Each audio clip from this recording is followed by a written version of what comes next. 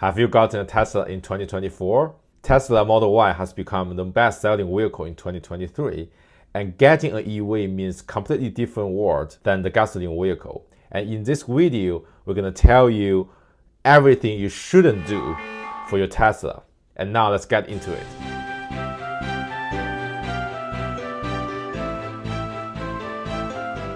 Let's talk about the most important thing for your Tesla, which is the high voltage battery. The number one thing you shouldn't do is you should never charge your battery to 100%. Tesla uses a lithium-ion battery, and this battery cell prefers to perform in the mid-range of the state of charge, which is typically from 20 to 80%. Charging your Tesla battery to full capacity, which is 100%, on a regular basis can cause an accelerated degradation of the battery cell, potentially reducing its overall lifespan and affecting the vehicle's range and performance over time. Tesla itself recommends using a daily charge limit of around 70 to 90% for regular uses, and Elon Musk also tweets, even for a road trip, you should charge it to 90 or 95%. Charging to 100%, the regenerative braking will not work, and because the battery is full, and that will make the car less efficient. There's an exception though for the rear-wheel drive Model 3 with the LFP battery that you should always charge to 100%.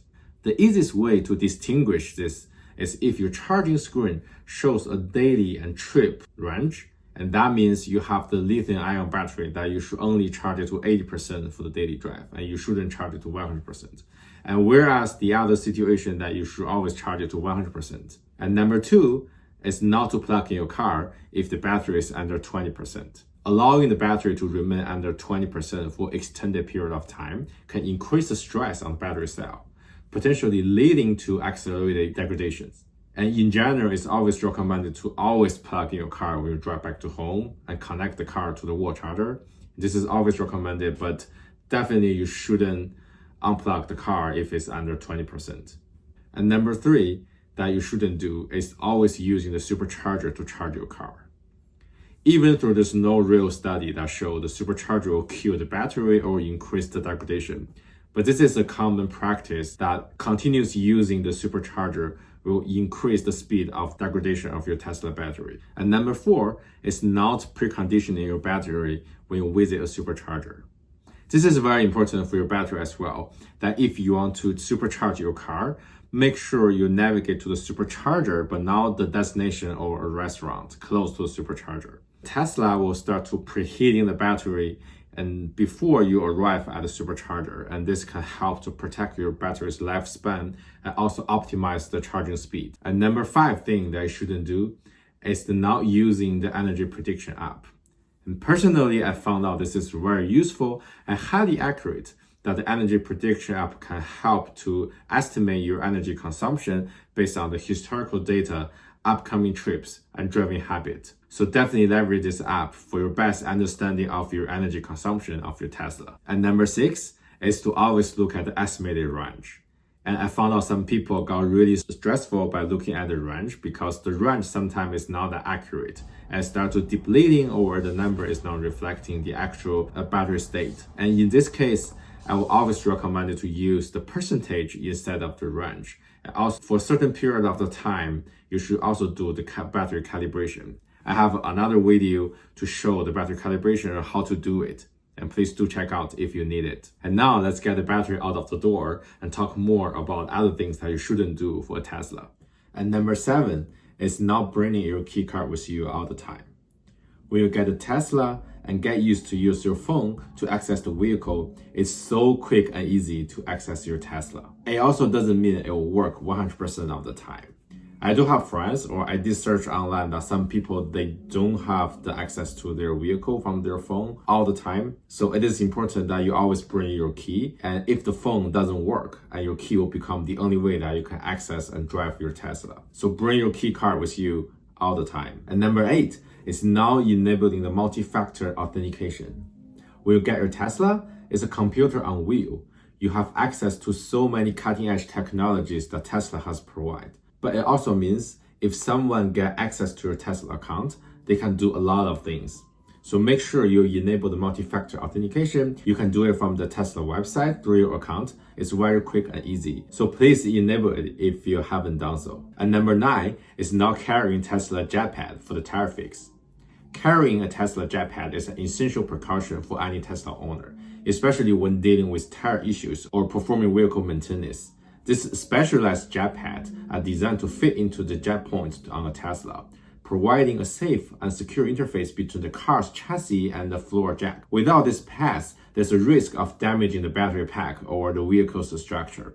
So definitely bring the jack pad always with you, and I will usually just put it in the front of my Tesla. And number 10 is not rotating your Tesla tires. The tires installed on Tesla is no different than other vehicles, unless you have the performance version or the plate version of the Tesla that they have a stagger set and their wheel size is different between the front and rear. Otherwise, you should always rotate your tire every 6,000 to 8,000 miles. And this is also recommended from the Tesla owner's manual. Number 11 is not having Wi-Fi connection where Tesla is. This is really important that you always want your Tesla to get the latest software update.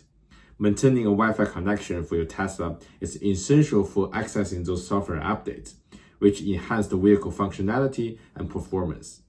So if you don't have a Wi-Fi connection where your Tesla park, make sure you get a Wi-Fi extender or connect to your cell phone's hotspots, which can also enable the software update download. And number 12, this is mentioned in many other places, is don't ever slam your front trunk.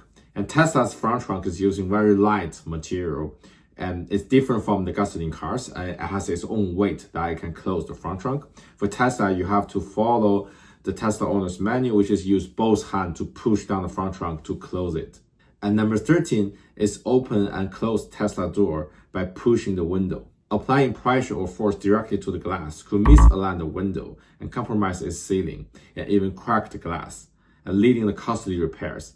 And it's best to close the Tesla door by using the door handle or directly push the door, but not the window. Number 14 is software unlocking or jailbreak the Tesla. This is definitely not recommended. That I saw some articles online that some company, they sell the specific software that you can help you to unlock the acceleration boost for your Tesla.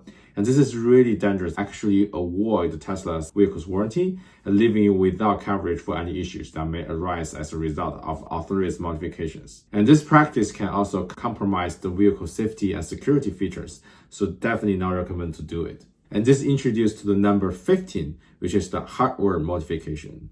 This is also not recommended. I knew some Tesla owners, they modify their Tesla hardware, include installing the shock suspension or better suspension that can get much better comfort for the Tesla Model Y. But unfortunately, this is not recommended, and that I can potentially void the Tesla warranty and can cause many issues. And number 16 is now using the side rear camera to prevent the wheel damage. I realize this is common to more than probably 70% of the Tesla owners, that you get your wheel scratched. Does that happen to you? And one good way to prevent this happening for further is to use the side rear camera, and it's very easy to configure from the Tesla center screen. If you don't have it enabled, please enable it now. And number 17 is now to know the manual release to open the Tesla door. This is common that everyone knows how to open the Tesla door, which is by pushing the button.